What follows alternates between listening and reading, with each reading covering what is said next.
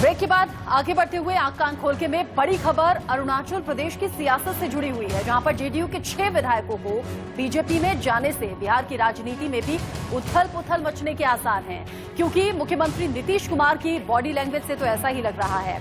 आपको जानना जरूरी है कि इस बीच नीतीश ने कहा है कि वो लोग चले गए हैं, लेकिन हमारी बैठक अभी बाकी है। कयास ऐसे में ये लगाए जा रहे हैं कि नीतीश कुमार 1-2 दिन में कोई बड़ा फैसला कर सकते हैं। नीतीश के इस बयान को बिहार की राजनीति में आने वाले भूचाल के संकेत के तौर पर भी देखा जा रहा है। माना जा रहा है कि बंगाल में जेडीयू के चुनाव लड़ने के ऐलान के बाद अरुणाचल में बीजेपी ने जेडीयू को बड़ा झटका दिया है। दरअसल नीतीश कुमार की जेडीयू ने अरुणाचल प्रदेश में 7 विधानसभा सीटें जीत सबको अचरज में डाल दिया था, लेकिन अब उसकी सहयोगी बीजेपी ने ही 6 विधायकों को तोड़कर नीतीश को चौंका दिया। अरुणाचल विधानसभा में जेडीयू दूसरी सबसे बड़ी पार्टी थी, हालांकि विधायक दल के नेता अभी भी जेडीयू के साथ हैं। इसी बीच ये भी ध्यान देने वाली बात है कि ये तोड़फोड़ तब हुई जब पटना में 26-27 दिसंबर को जेडीयू राष्ट्रीय कार्यकारिणी की बैठक कर रहा है। ऐसे में इसमें उन विधायकों को भी शामिल होना था। उधर खास बात यह भी कि केंद्रीय गृह मंत्री अमित शाह 26 दिसंबर से असम और मणिपुर समेत पूर्वोत्तर के 2 दिवसीय दौरे पर हैं। बीजेपी और जेडीयू में तकरार और बढ़ सकती है, क्योंकि अब सीधे शय मात का खेल शुरू हो गया है, जिसकी आंच बिहार में बीजेपी जेडीयू गठबंधन पर भी पड़ सकती है। राष्ट्रीय अध्यक्ष होने के नाते अब सवाल है कि अरुणाचल प्रदेश में 6 जेडीयू के विधायक बीजेपी में शामिल हो गए हैं। इसको आप किस रूप में देख रहे हैं? क्या आपकी सहमति थी या पहले से ही ऐसा कुछ चल रहा था? ये सब कोई बात नहीं।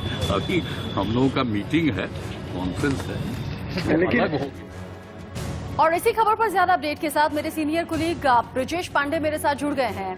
ब्रिजेश, बिहार इलेक्शंस के बाद जो पसोपेश की स्थिति थी वो सबने देखी थी। बीजेपी और जेडीयू में आपस में मंथन चल रहा था। बहुत दिन तक तो ये इंतजार करना पड़ा कि मुख्यमंत्री अगला कौन होगा। हालांकि दबी जुबान में ही सही, फिर बीजेपी और जेडीयू में आपसी सहयोग हुआ और फिर नीतीश कुमार को मुख्यमंत्री नियुक्त किया गया। बिहार में अभी कुछ ही दिन बीते कि अरुणाचल प्रदेश में जब 6 जेडीयू विधायकों को तोड़ने वाली बीजेपी है, आने वाले रिश्तों पर क्या असर होगा और बिहार की सियासत पे क्या असर हो सकता है? देखिए, रिश्तों पर तो निश्चित तौर से असर पड़ेगा, क्योंकि जैसा आपने अभी बताया कि जैसे ही ये पता चला कि जेडीयू लेड एनडीए सरकार जीत गई है और दोबारा ये पावर में आ रहे हैं, उसके बाद जिस तरह की उहापोह की स्थिति बनी हुई थी, उससे साफ था कि नीतीश कुमार इस पूरे अरेंजमेंट से खुश नहीं है। और जिस तरह से उसके बाद डिप्टी चीफ मिनिस्टर के पद को लेकर 2 नए लोगों को बीजेपी ने लाया, तो जेडीयू के लोगों का मानना था कि जिस तरह से बीजेपी अपनी संख्या बल का प्रयोग करके दबाने की कोशिश कर रही है, वो उससे ये गठबंधन बहुत लंबा नहीं चलेगा। नीतीश कुमार उस तरह के राजनीतिक नहीं है कि लंबे समय तक वो इस तरह के दबाव को झेल पाए। आज जेडीयू ने वेस्ट बंगाल में चुनाव लड़ने की घोषणा की। ये पहली बार नहीं है कि जेडीयू बीजेपी से इतर चुनाव लड़ा है। इससे पहले भी वो यूपी में भी चुनाव लड़ चुका है और नॉर्थ ईस्ट में भी चुनाव लड़ चुका है। लेकिन इंटरेस्टिंग चीज ये है कि कल दोनों दलों के दिग्गज अमित शाह भी नॉर्थ ईस्ट के दौरे पर रहेंगे और जेडीयू की राष्ट्रीय कार्यकारिणी भी बिहार में होगी, और निश्चित तौर पे इस जो 6 लोगों के डिफेक्शन का है उसका असर पड़ेगा। और भले ही 1-2 दिन में इसका आपको परिणाम न देखने को मिले, लेकिन बिहार की राजनीति पर निश्चित तौर पे इसको आपको इसकी परिपाटी देखनी। आपने सही कहा कि बहुत ज्यादा घुटन और दबाव में रहने वाली पर्सनालिटी नीतीश कुमार की है नहीं। ये घुटन हमने इलेक्शन के रिजल्ट्स आने के बाद भी चेहरे पर साफ देखी थी, लेकिन आपने किसी बड़े फैसले की तरफ इशारा किया है। ये बड़ा फैसला क्या हो सकता है ब्रिजेश? जेडीयू में बहुत सारे लोगों का ये मानना है कि कमोबेश जिस तरह से एलजेपी बिहार में चुनाव लड़ी, उसका सीधा एक परिणाम था कि साफ साफ वो उसमें जेडीयू को ही नुकसान हुआ और बीजेपी को फायदा हुआ। और जिस तरह से उसके बाद 2 मुख्यमंत्री को बनाया गया और तमाम तरह की दलीलें दी गई, और उससे स्पष्ट था कि इस कोalition में सीनियर पार्टनर कौन है और जूनियर पार्टनर कौन है। अब देखना बस ये होगा कि नीतीश कुमार किस पलटी बैठते हैं, किस करवट बैठते हैं और कितने लंबे समय तक इस दबाव को सहन करते हैं। बिहार में दबी जुबान में इस चीज की चर्चा जब से सरकार बनी है तब से हो रही है। और इंटरेस्टिंग चीज ये बस देखना होगा कि क्या इन 6 विधायकों की खरीद फरोख्त, क्या इन 6 विधायकों का बीजेपी में जाना इस चीज का ट्रिगर साबित होगा कि नहीं। और अगर आपने खरीद फरोख्त की बात की है ब्रजेश, तो ये कहना गलत नहीं होगा कि बीजेपी के चाणक्य कहे जाने वाले अमित शाह ऐसी स्ट्रैटेजी के पीछे के चाणक्य कहे जाते हैं। 26-27 दिसंबर को पूर्वोत्तर के दौरे पर हैं ही अमित शाह। ऐसे में क्या आपको समझ में आता है कि सोची समझी स्ट्रैटेजी पर बीजेपी काम कर रही है? देखिए, हर जगह से हर पार्टी चाहती है कि हर राज्य में उनकी स्थिति और मजबूत हो, और वहां पे हेमंत बिश्व शर्मा भी हैं जो पूरे तमाम नॉर्थ ईस्टर्न स्टेट्स के इंचार्ज है बीजेपी के। तो हर पार्टी चाहती है कि उसकी स्थिति मजबूत हो और लगातार वो इसी प्रयास में रहते हैं। लेकिन अपने ही सहयोगी दल, जो एक बहुत ही महत्वपूर्ण राज्य बिहार में जो मेन लीड पार्टनर है, उसके ही 6 विधायकों को तोड़कर अपने पार्टी में शामिल कराने की घटना आमतौर पे नहीं देखने को मिलती। आमतौर पे ऐसा हम देखते हैं कि किसी दूसरी पार्टी को तोड़ के आदमी अपने आप अपनी पार्टी ज्वाइन कराता है। तो इसमें ये बेहद दिलचस्प होगा। और इंटरेस्टिंग चीज, जैसा मैंने आपको बताया कि कल दोनों ही बड़े नेता, कल बिहार के में जेडीयू की राष्ट्रीय कार्यकारिणी हो रही है और बीजेपी के मतलब गृह मंत्री और बीजेपी के वरिष्ठ नेता अमित शाह नॉर्थ ईस्ट जा रहे हैं। तो डेफिनेटली कल उनकी जो कार्यकारिणी है उसमें इस बात की चर्चा निश्चित तौर पे होगी, और देखना होगा कि क्या केवल अभी बयानबाजी देके रुक जाते हैं या अभी हमें थोड़ा और लंबा इंतजार करना है। बिल्कुल, और कार्यकारिणी में जब सभी लीडर्स बड़े बैठेंगे और आगे की स्ट्रेटेजी पर बात होगी, तब हो सकता है कि कोई बड़ा फैसला हो जाए। बहुत शुक्रिया ब्रजेश, नजर आप बनाए रखिएगा इस बड़ी खबर पर। आगे जो भी अपडेट होगा दर्शकों तक पहुंचाएंगे। उधर आंध्र प्रदेश के कृष्णा जिले में सफाई कर्मचारियों ने कुछ बैंकों के सामने कूड़ा जमा करके अच्छी खासी मुसीबत खड़ी कर दी है। आरोप है कि जगनमोहन सरकार की योजना के तहत बैंकों ने लोन देने से इनकार कर दिया, जिसके बाद नाराजगी लोगों में बढ़ गई और नाराजगी कुछ इस अंदाज में दिखाई गई, जहां बैंकों के सामने कूड़े का ढेर लोगों ने लगा दिया।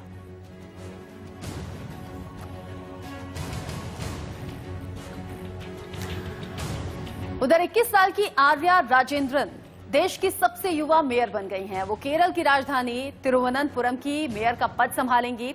इससे पहले एलडीएफ यानी कि लेफ्ट डेमोक्रेटिक फ्रंट की प्रत्याशी आर्या राजेंद्रन निकाय चुनाव में मुडावन मुगल वार्ड से काउंसलर चुनी गई। उन्होंने यूडीएफ उम्मीदवार श्रीकला को 2872 मतों से हराया था।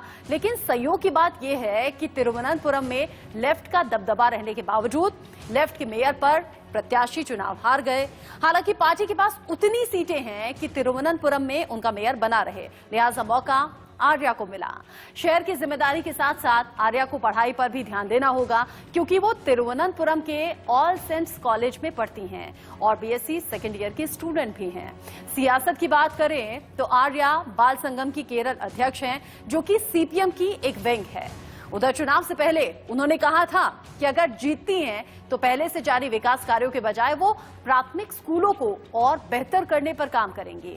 आपको बता दें कि आर्या के पिता इलेक्ट्रीशियन हैं और मां एलआईसी एजेंट हैं। लेकिन इतनी छोटी सी उम्र में आर्या को तिरुवनंतपुरम के मेयर पद की जिम्मेदारी मिली है, जो उनके लिए काबिलियत साबित करने का एक बड़ा मौका है।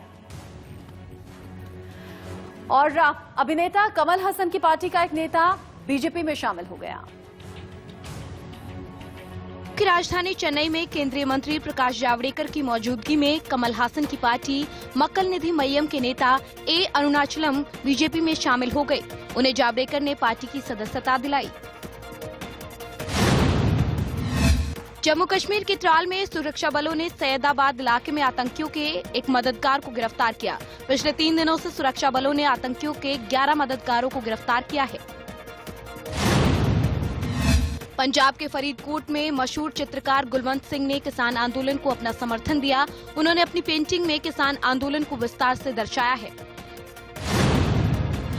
हिमाचल प्रदेश के शिमला में पूर्व पीएम अटल बिहारी वाजपेयी की जयंती के मौके पर सीएम ने उनकी मूर्ति का लोकार्पण किया। रिज मैदान पर आयोजित कार्यक्रम में राज्यपाल समेत कई नेताओं ने उन्हें श्रद्धांजलि दी। ब्रिटेन में फैले कोरोना वायरस के नए स्ट्रेन को लेकर वैज्ञानिकों ने एक नए शोध के जरिए चेतावनी दी है। वैज्ञानिकों के मुताबिक ये नया स्ट्रेन पुराने वायरस की तुलना में 56% ज्यादा खतरनाक है, जिससे ज्यादा संख्या में मौतें हो सकती हैं। जम्मू कश्मीर के कठुआ में पहली महिला बस ड्राइवर बनने का श्रेय पूजा को मिला है। इस महिला ने कठुआ रूट पर बस चलाकर अपनी क्षमता का परिचय दिया, जिसका डिपो के लोगों ने तालियां बजाकर जोरदार स्वागत किया।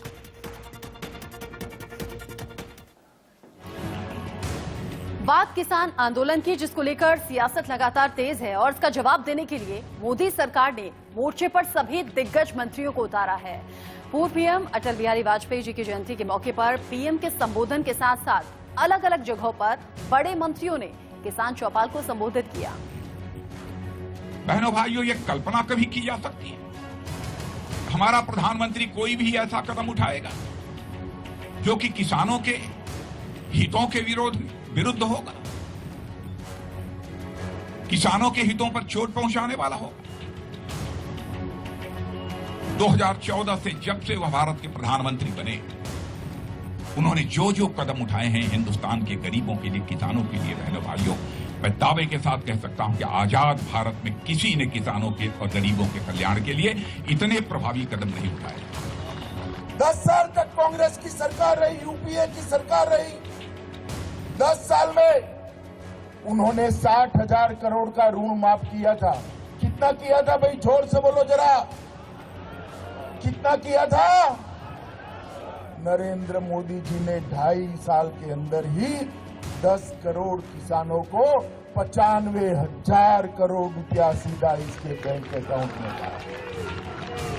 और आज वो 95,000 करोड़ के बाद और 18,000 करोड़ रुपया किसानों के बैंक अकाउंट में जाएगा। बीच में कोई बिचौलिया नहीं होगा। क्लिक करते ही किसान भाइयों आपके अकाउंट में वो पैसा पहुंच। अमेठी लोकसभा क्षेत्र में सलोन, जो रायबरेली जिला का एक अंश है, उसको अगर संख्या मिला दें तो लगभग 3,27,000 किसानों को मात्र इस लोकसभा क्षेत्र में पीएम किसान सम्मान निधि के अंतर्गत लगभग 350 करोड़ की सुविधा उन्होंने उपलब्ध कराई है, जिसके लिए अमेठी के किसान परिवारों की ओर से मैं माननीय प्रधानमंत्री जी का विशेष आभार और अभिनंदन व्यक्त करती हूँ। हमारी तरफ से तो खुले मन और खुले दिल से चर्चा के लिए हम तत्पर हैं। जब भी वो चाहें हम तैयार हैं चर्चा करने के लिए।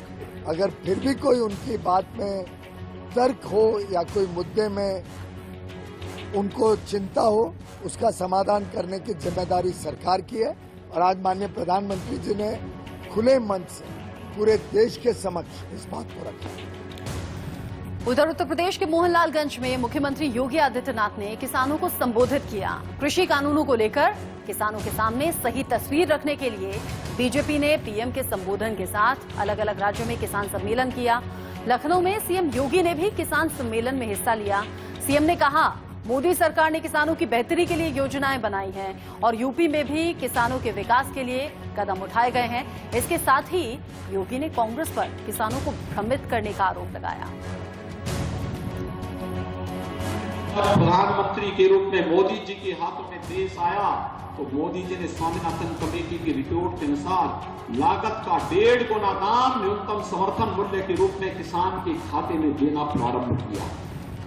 ये मोदी जी की देन है। न्यूनतम समर्थन मूल्य जो आज किसान को मिल पा रहा है, 24 जीन्स के न्यूनतम समर्थन मूल्य की घोषणा प्रधानमंत्री मोदी जी ने की। सरकार की तरफ से बड़े मंत्रियों ने किसानों से सीधा संवाद किया। संबोधित करके नए कृषि कानून के फायदे बार बार गिनाए। कृषि मंत्री नरेंद्र सिंह तोमर ने भी कृषि कानून को लेकर हो रही सियासत पर विपक्ष को घेरने का काम किया। जिस तरीके से प्रधानमंत्री जी ने कहा था कि बंगाल के किसानों को किसान सम्मान निधि का फायदा नहीं मिल रहा है, क्या कहेंगे सर आप? नहीं, पश्चिम बंगाल में 70 लाख अनुमानित किसान पीएम किसान सम्मान निधि के पात्र हैं। अगर पश्चिम बंगाल की सरकार इस स्कीम को ज्वाइन कर ले तो एक साल में 4,200 करोड़ रुपया पश्चिम बंगाल के किसानों को मिल सकता है, जिससे वो आज वंचित हो रहे हैं। मैंने पूर्व में भी और कल भी पश्चिम बंगाल की मुख्यमंत्री ममता बनर्जी जी को पत्र लिखकर आग्रह किया है कि वो जल्दी से जल्दी इस स्कीम को ज्वाइन करें, जिससे कि पश्चिम बंगाल के लोगों को भी इसका लाभ मिल सके।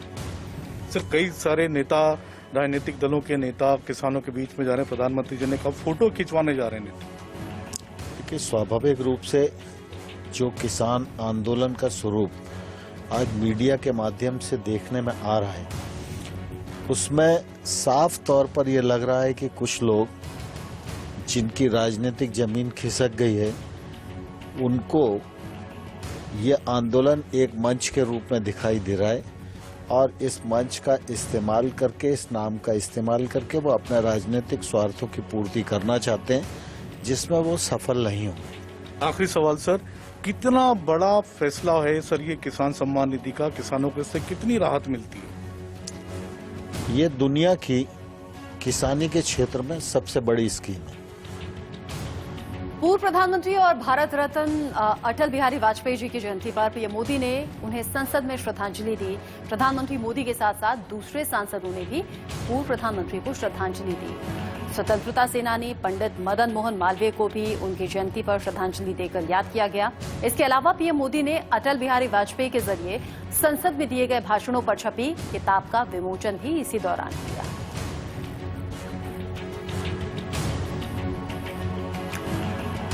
इस दौरान संसद में हंगामा भी हुआ। पीएम की मौजूदगी में आम आदमी पार्टी के राज्यसभा सांसद संजय सिंह और दूसरे सांसदों ने नारेबाजी शुरू कर दी।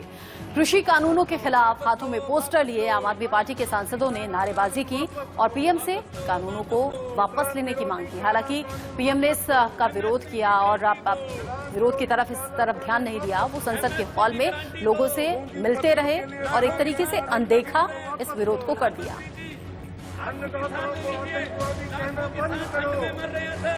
आज केंद्र की सरकार किसानों के साथ दमन कर रही है, किसानों के अधिकारों को कुचल रही है, काला कानून वापस लेने की मांग को सुन नहीं रही है। सैकड़ों लाखों हजारों किसान पूरे देश में आंदोलनरत हैं। वो ठिठुरती ठंड में सड़क पर पड़े हुए हैं। उनको आतंकवादी कहा जा रहा है, उन पे आंसू गैस के गोले छोड़े जा रहे हैं, उनकी आंखें फोड़ दी जा रही हैं। तो ये जो बर्बर आचरण किसानों के साथ किया जा रहा है, इसको लेके आज हम लोगों ने प्रधानमंत्री के सामने नारे भी लगाए और कहा कि ये काला कानून वापस लीजिए। किसानों के हक में आवाज उठाने का काम हम लोगों ने किया।